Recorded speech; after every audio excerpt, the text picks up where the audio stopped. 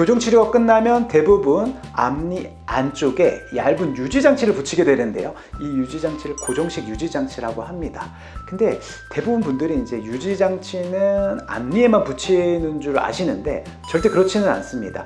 우리가 처음 상태에 따라서 유지장치 디자인들이 결정이 되는데, 대부분은 앞니가 많이 틀어져 있고 많이 또 벌어져 있는 경우가 있다 보니까 앞니 쪽에 유지장치가 많이 붙어지는 거지, 만일에 어금니가 심하게 틀어졌거나 아니면 어금니 쪽이 많이 벌어진 경우에는 어금니에도 이제 이런 고정식 유지장치를 붙이기도 합니다. 이 사진에서 보시면은 이제 이 치아는 안쪽으로 많이 좀 틀어졌던 치아거든요. 그러면 교정이 끝나면은 다시 안쪽으로 들어가려는 성질들이 크기 때문에 이렇게 한두 개 치아에다가 유지장치를 붙여서 어느 정도 기간 동안 유지하기도 하고요. 또 이런 케이스는 저기 뒤에 있는 사랑니를 끌어온 케이스인데, 또 뒤에서 끌어왔기 때문에 다시 뒤로 가려는 성질이 있을 거예요. 그래서 여기 어금니 바깥쪽 부분에다가 유지장치를 붙여서 특정 기간 동안은 유지를 하는 거죠.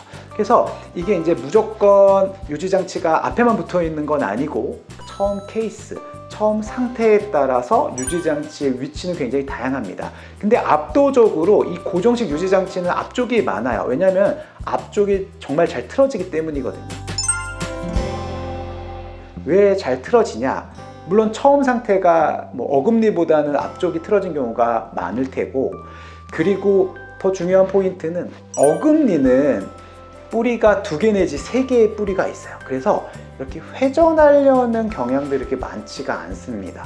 반대로 앞니는 뿌리가 하나인 경우가 많기 때문에, 이게 뿌리가 하나이면은 이런 회전이 잘 되거든요.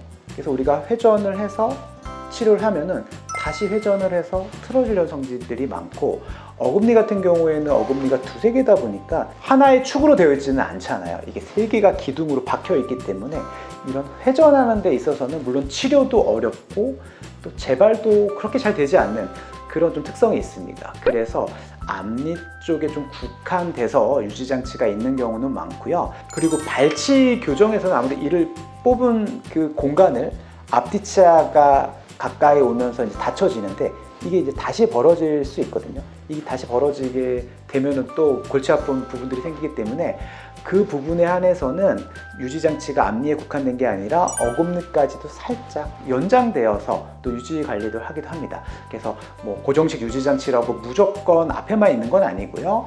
그 처음에 부종교합 양상에 따라서, 틀어진 양상에 따라서 디자인은 다를 수 있다. 대신에 비율적으로 보면은 앞에 붙여지는 게 압도적으로 많다. 이렇게 이해하시면 좀 도움이 되실 것 같습니다.